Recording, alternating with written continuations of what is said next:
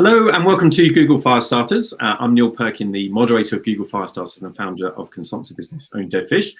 Google Firestarters was a series of events we ran for about 10 years at Google, which we've now pivoted into video chats with the interested and interesting of the advertising and marketing community, as we like to say. And today's guest is really no exception to that, previous Firestarter speaker, and delighted to introduce Amelia Torode, who is the founder of strategy consultancy, the Thornbreak Collective. So Amelia, would you care to introduce yourself? Hi, thank you, Neil. Thank you so much for inviting me onto this. So I've loved the Firestarters that I've done with you at Google in London. And I just think this is so brilliant. I've watched a couple of these and I think they are fantastic. So as Neil said, I'm a planner by training.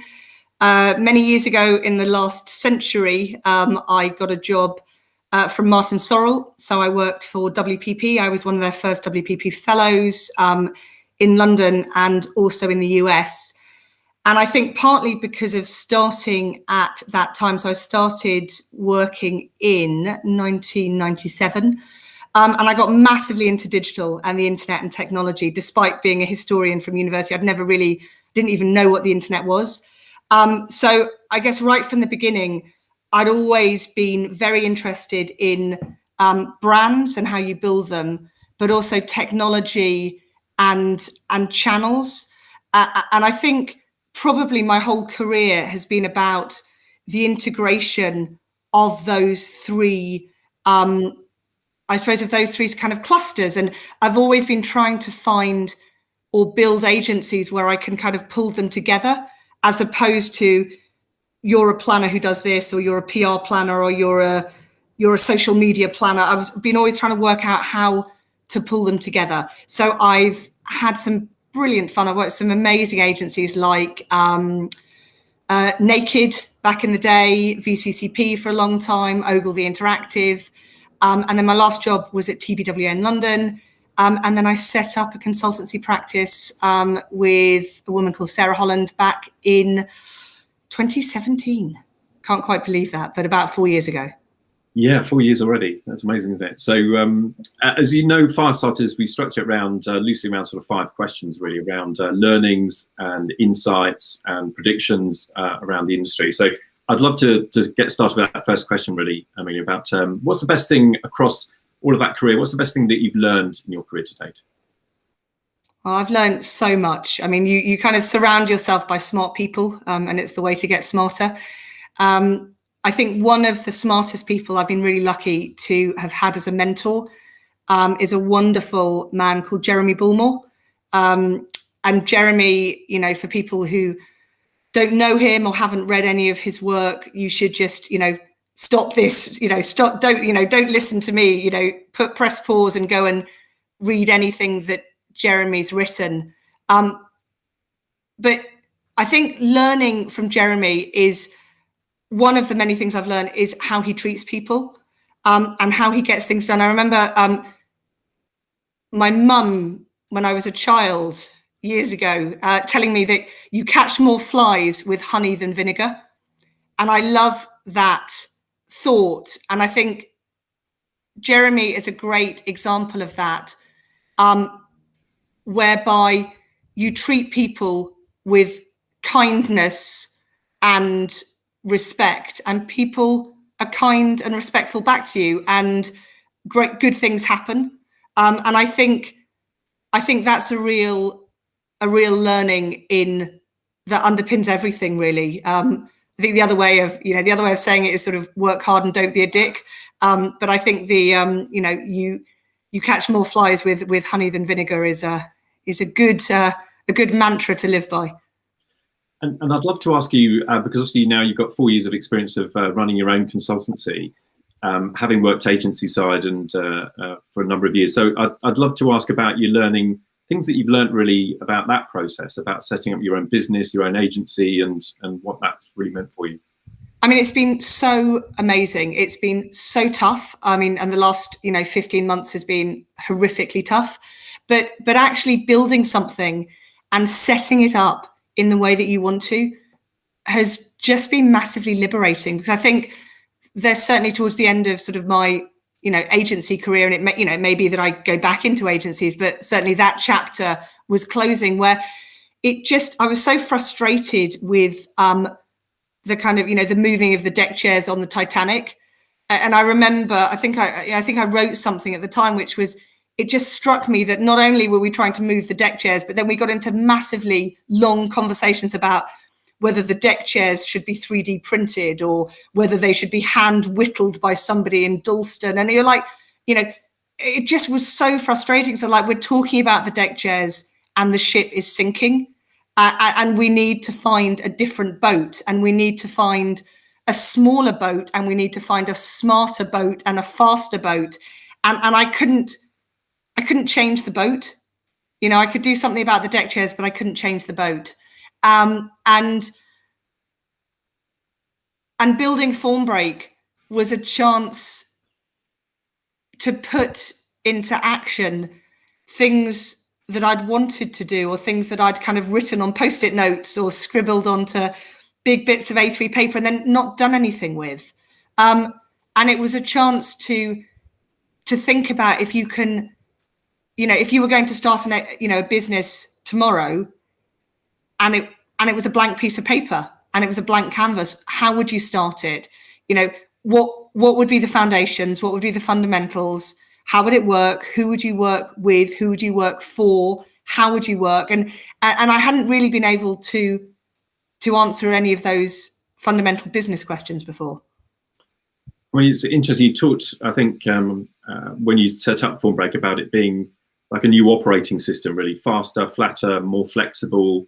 And you were talking actually about how some of the best talent want to work with other, good talent, and a sort of an outflux of talent from agencies potentially, because and I think you wrote a piece which had a brilliant headline in Campaign, which was, "You don't need to bleed to succeed in advertising," which is really calling time on that whole thing about overwork and unrealistic expectations and things. So do you think, was that a big impetus to kind of reset and to do something different and set a new course?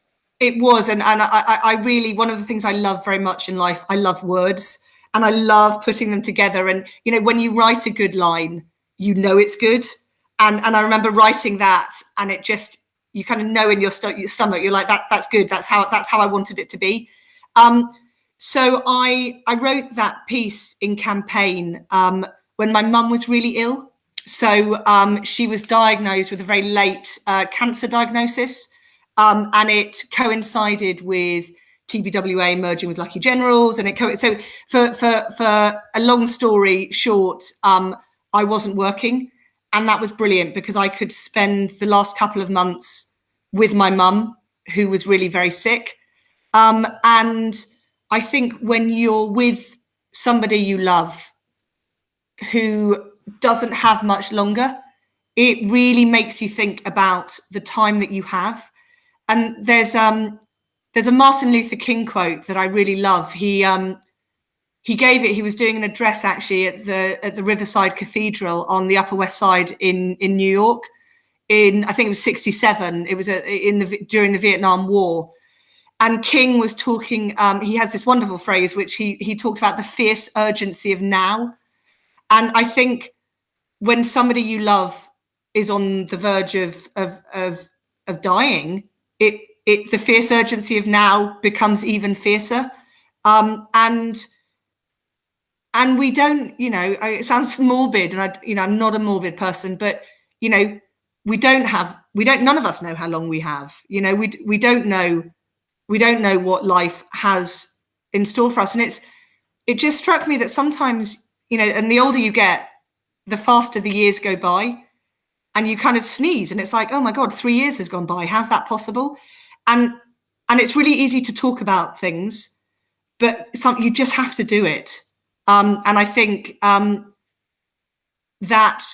was a real impetus for me to try and reset, actually, and to try and get a bit more control over sort of professional life. And so what is it that agencies are getting wrong here with that whole thing you wrote about there? What's going wrong? Well, and listen, I've been out now for 4 years, so obviously lots of them are getting lots of things right, but certainly what I was feeling was that the essential kind of operating system of the big agencies were wrong. And I talked about the way they make money. You could only make money if your projects were kind of very layered, and they took a long time. So I talked about, moving from layered and longer to faster and flatter.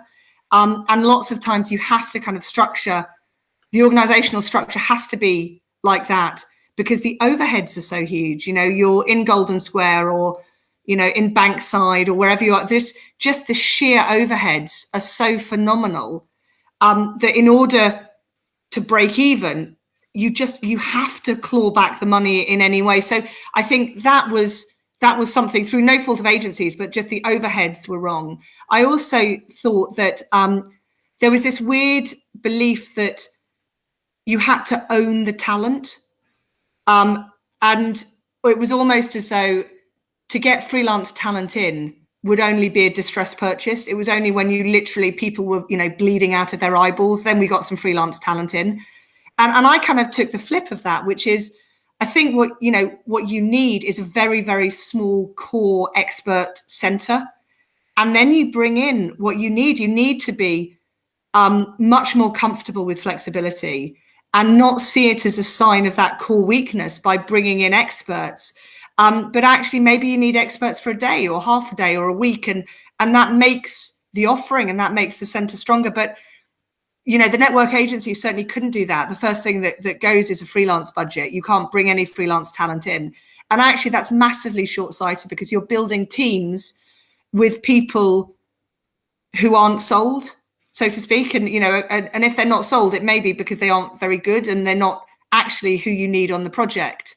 And I think the big, the old big reveal to the client, it's so over.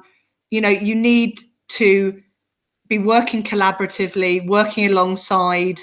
I've always kind of hated the kind of ta-da big reveal because sometimes it works, but when it doesn't, it's just horrendous. And it's horrendous for everyone because everyone's, beasted themselves to, they kill themselves to work on it. And then the client is unhappy. And actually, I think it's is it Atomic Habits where they talk about airlines and an aircraft going from LA to New York, and if you're kind of 2 degrees out at the beginning, you end up in Alaska, and it feels a bit like that with the way the agencies were structured. That actually, if only they could have course corrected earlier, a lot of pain, a lot of money could have been saved, but actually a lot of better work, faster work could have been produced. Do you think, in a way, agencies have become sort of path dependent? They get stuck in a process and stuck in a certain way of doing things, and now they can't get out of it because of the way in which the overheads and the model and remuneration, all the rest of it. Do you think that? I do. I think it's really hard. Though somebody did say to me, it takes a brave client to go with an independent type option. So it is still you never got fired. No one got fired for hiring IBM. That. Big agencies do have, years of learning, incredible expertise. It's just that I do think the operating system they work in, the structure is wrong, but the bits inside it, are often extraordinary. But it does bring so much legacy with them. I'd love to come back to some of those themes there, particularly in thinking about the role of a strategist in that kind of faster, flatter model. But I'd love to also ask you about talking about learning, the biggest mistake that you have made really of your career and what you learned from that. I mean, I've made so many mistakes that it's the learnings you take out of it. I remember a friend of mine who was at university with me, who's a scientist, said, you've got to think, I think I was kind of crying one night and she was saying to me, you've got to think more like a scientist, which is you have a hypothesis, you set out to test it.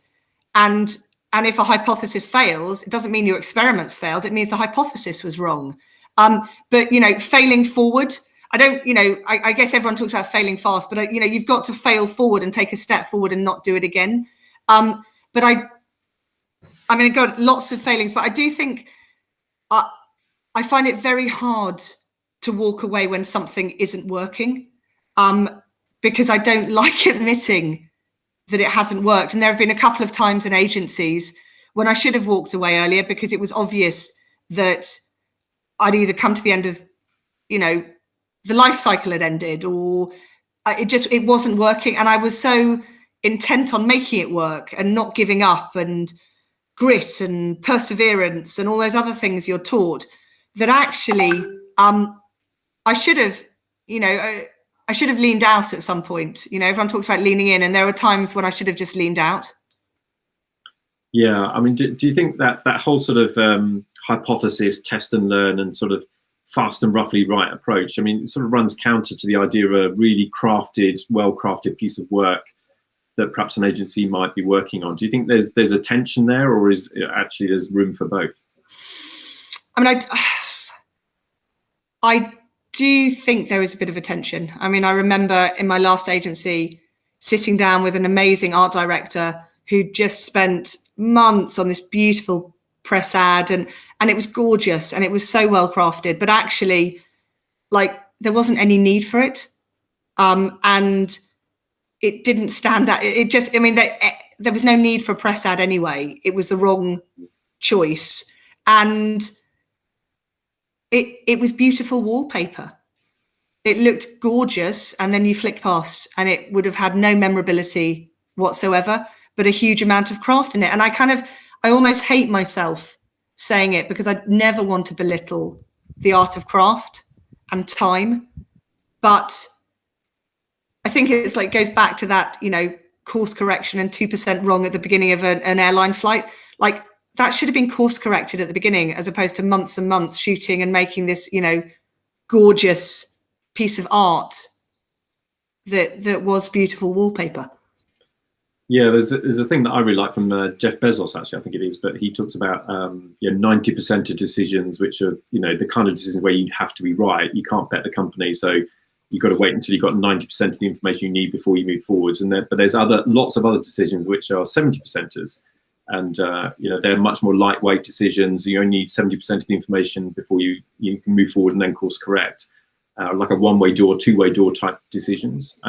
So I guess it's about understanding where you have to be really well crafted, and where you can actually be fast and roughly right and move forwards and test and learn quickly. And is that the approach there? I think that's right.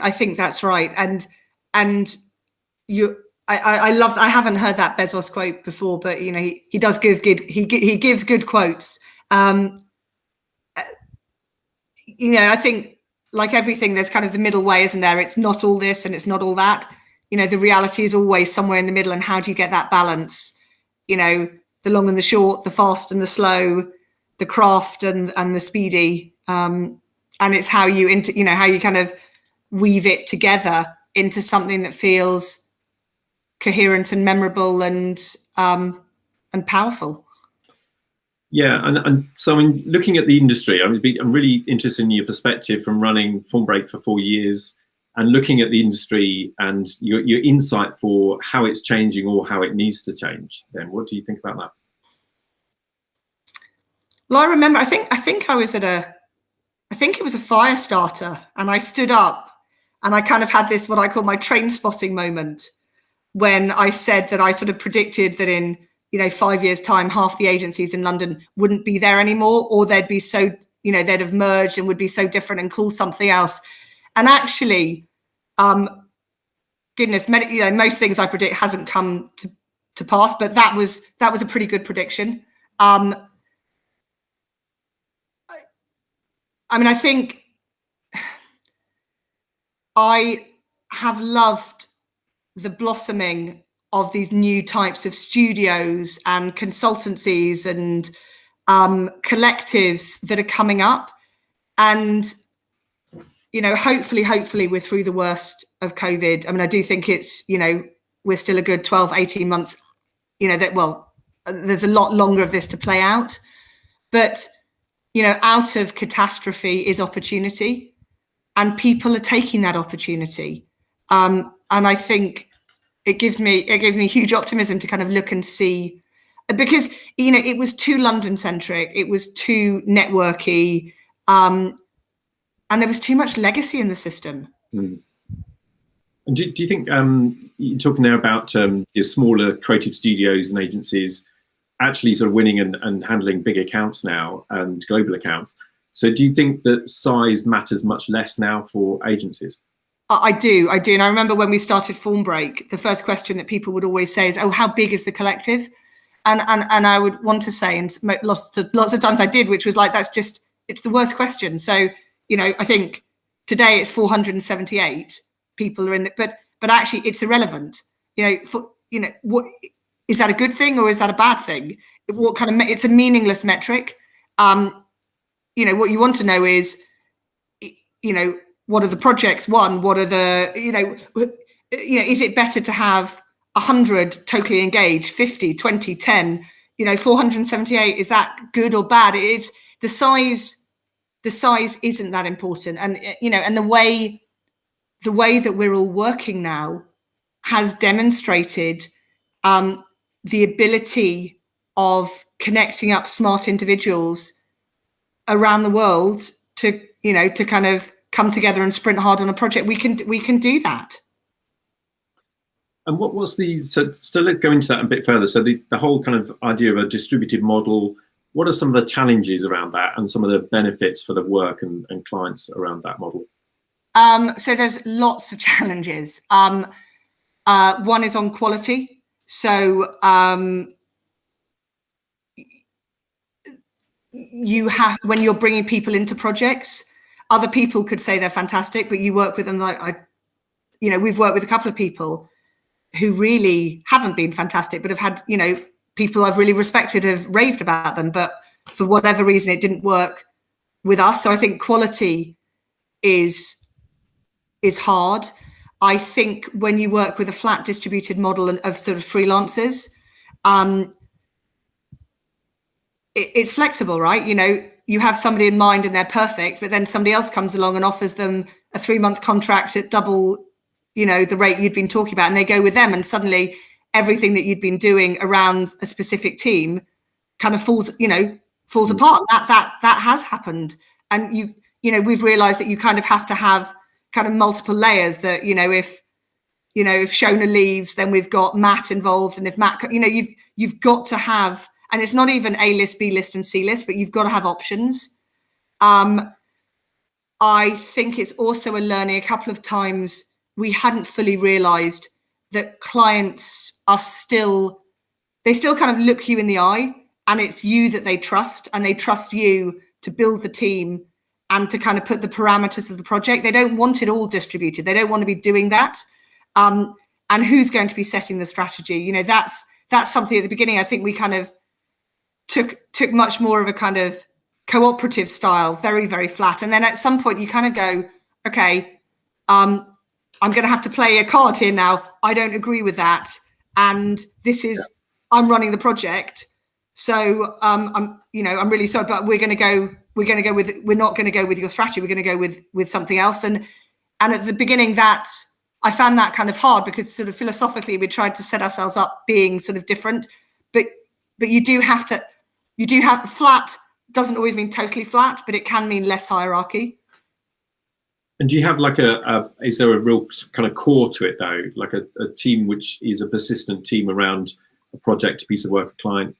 Well, so we try and do 70-30 now. So 70% of the team are people that we've worked with before. But we're always putting fresh people in. But we've also found that if it becomes too many people who haven't worked together, you actually can't go that quickly, because you're getting to know each other and you're getting to know how you work. So you've got to find and tweak the balance and the ratio. And what does it mean for the freelancers, the people you're working with? What does it mean for them? Is it a much better way of working for them, do you think? Well, it's interesting, because we've almost come to think about Formbrake being two different companies. One is a sort of social enterprise, and is more of a community whereby they're sharing leads, we're sharing ideas, we're working together on pro bono projects. And then you've got Formbrake, which is more of a sort of commercial consultancy. And the two kind of do feed into each other, but actually they are two different things. And maybe at some time, maybe we need to make that delineation clearer, although actually the relationship has worked quite well to date, but they are two different, they do operate in two different ways. I remember Mark Earls, when we started, said that kind of one was building social capital, which was the collective, and one is sort of financial capital, which was Formbrake. And he was like, that's interesting that you've got two different types of capital systems in the same organization. Yeah. And so is your prediction that actually, that in terms of ways of working, that all agencies will end up working more in this way? I do. I think all agencies are going to have to think about a sort of tighter core at the center. And I think, even the conversations about 5 and 3 and hybrid and how people work and where people work, it seems to be going, everybody seems to be going in that direction. But you do need, that's that core center of people that can finish well, it's getting the balance, isn't it? Because it's great to have people who can finish your sentences. And, I don't know, like if you're in a sports team or you throw a rugby pass and that person knows you're going to do it and they're just there and you don't have to do anything. Yeah. That is amazing within a team, but it can lead to complacency, and it can lead to comfort, and it can lead to groupthink. So, and uncomfortable is uncomfortable. It doesn't feel comfortable. The secret's in the name. But you have to kind of challenge yourself to kind of break it a bit and to make yourself a bit uncomfortable, because I do think you get better work. There was a really interesting piece actually that you wrote quite recently about uncertainty actually, and a similar sort of theme really. It was about how exhausting uncertainty is, because it's requires a lot of cerebral energy to kind of think about what you're needing to do in different situations. But actually, there's a kind of positive flip of that, which is about the creativity and embracing uncertainty in that respect. So, I mean, in the light of the kind of pandemic, that's a really interesting perspective, I thought. Yeah, and you had to. I mean, I think the analogy was, one that has been used before, but it was about, jazz and improvisation and the uncertainty around that type of music versus orchestra music, where it's on a page and you repeat, and the violins sit in a certain place and the horn section sits in a certain place, and it's they're both great works of art, but it's different systems. And the psychology of uncertainty, I really enjoyed writing that, because I've got such a planner thing, but it kind of helped me to unpack why I was feeling so exhausted, and why I was feeling so terrible towards the end of last year. And I'm like, okay, that's fine. I'm feeling shattered and broken because neurologically the uncertainty is doing this to my brain. I was like, okay, that's fine. I can deal with that. There's a reason why I feel so terrible. Yeah, it was a really good piece. And I'd just love to ask you about your prediction then for the future of the industry. I mean, where do you see things going? We talked about a number of things there, but where do you see things going? Smaller, kind of looser collectives. There's a term in chemistry called Brownian motion, which are all about molecules suspended in matter, I believe, and how they move kind of seemingly randomly, and then they collide and more energy is created. And I think it's going to be like Brownian motion. So I think that's kind of how I think it, because industries move, they have an energy about them, and I think that's the kind of energy that we're going to see over the next 5 to 10 years.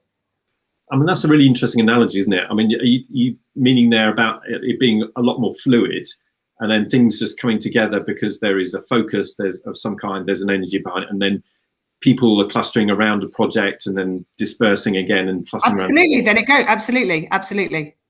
Okay, yeah, that's really interesting. And so what's that going to mean for agencies in terms of full-time employees and managing headcount, and because it's quite rigid at the moment, isn't it? Yeah, I mean, I think everyone's going to have to loosen up, and I think agencies want to loosen. I mean, they have to loosen up. It's one of the reasons why a lot of them have kind of sold their office space. It goes back to the overheads, and you don't need all the people all the time. You need some of the people some of the time.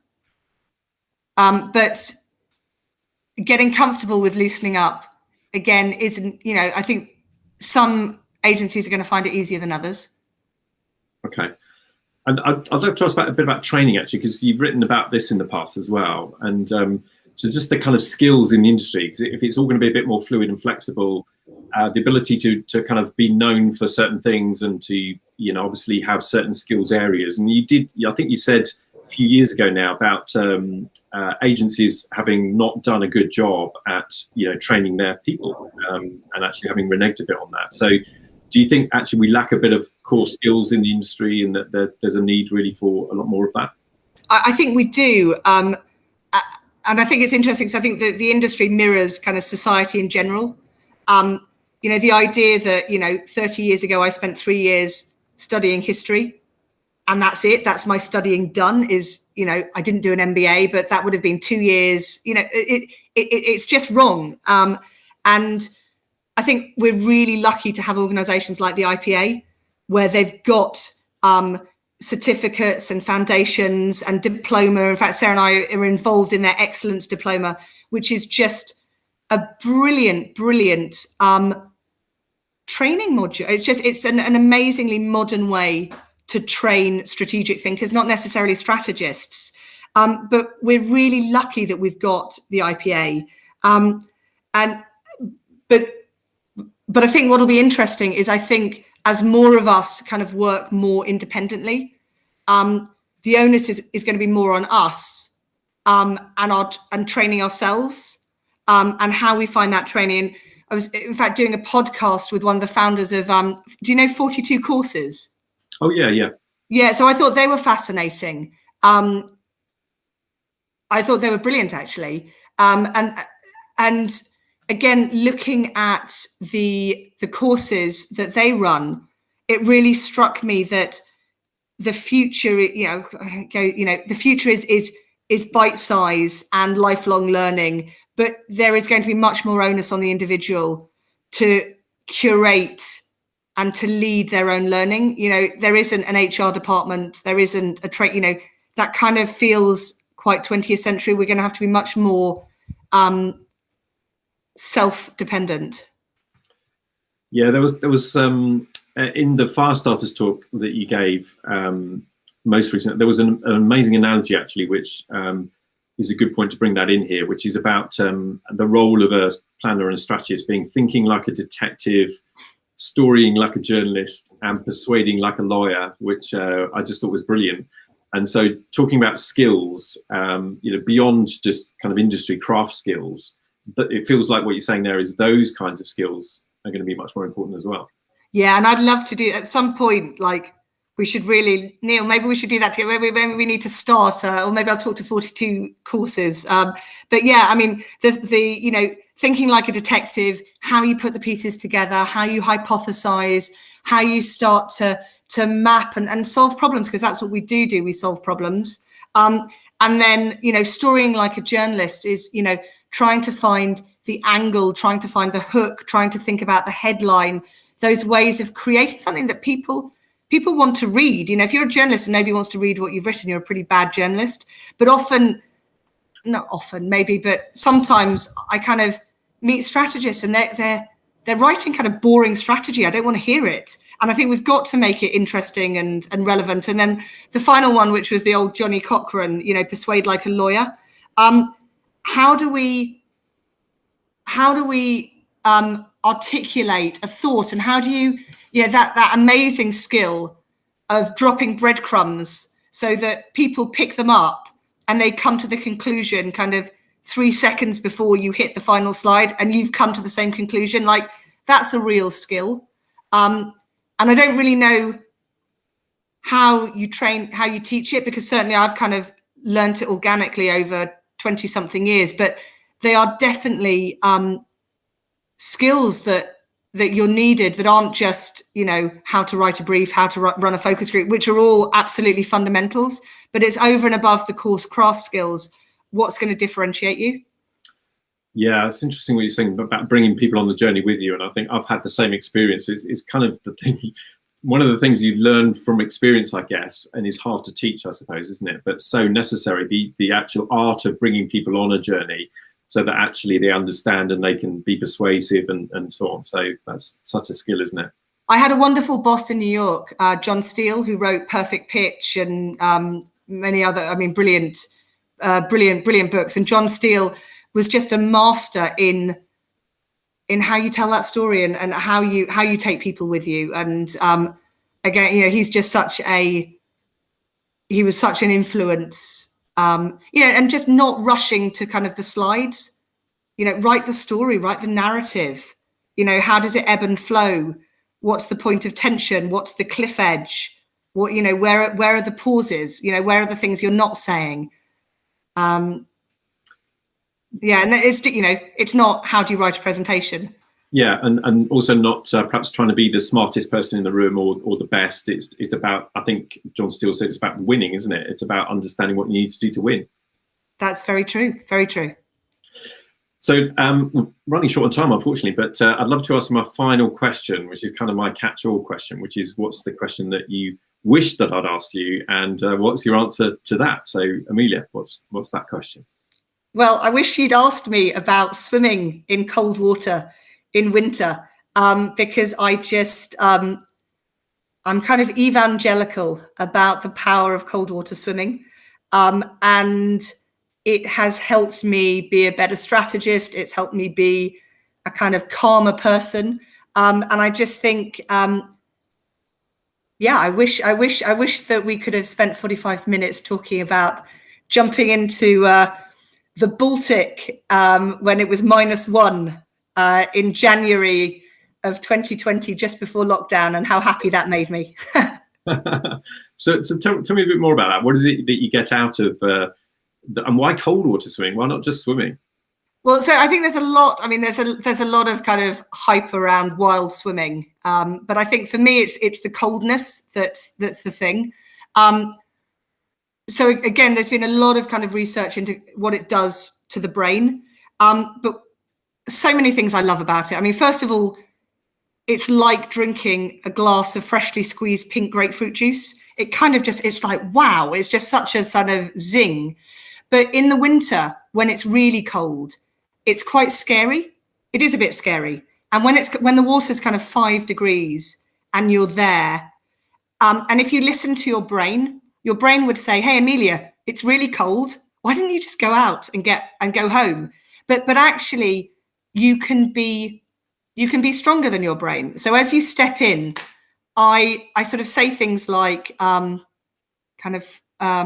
strong or fresh or sharp or clear. You say words that are related, anything other than cold. And what's amazing is that you can trick your brain, and your brain goes, oh, okay, not fresh, sharp, cold, clear, not cold, crisp. And then suddenly you're swimming in water. And on a beautiful day, when it's really cold and the sun kind of hits the water, and it's so, you feel properly alive in a way that I don't think you do very often when you live in cities and modern life. I think there aren't many occasions like that. And I think we should all I think it's really important to find those bits in your life. And for me, it's cold water swimming. And for you, maybe it's the cycling. And for other people, it will be something different. But finding something that scares you a bit and gets you a bit close to something a bit more essential is really important. Fantastic. I think I'm convinced. Sounds wonderful. So Amelia, we're out of time, unfortunately, but thank you so much for being a part of Firestarters, and so good to hear your thoughts and answers to the questions. So my thanks to Amelia Terode.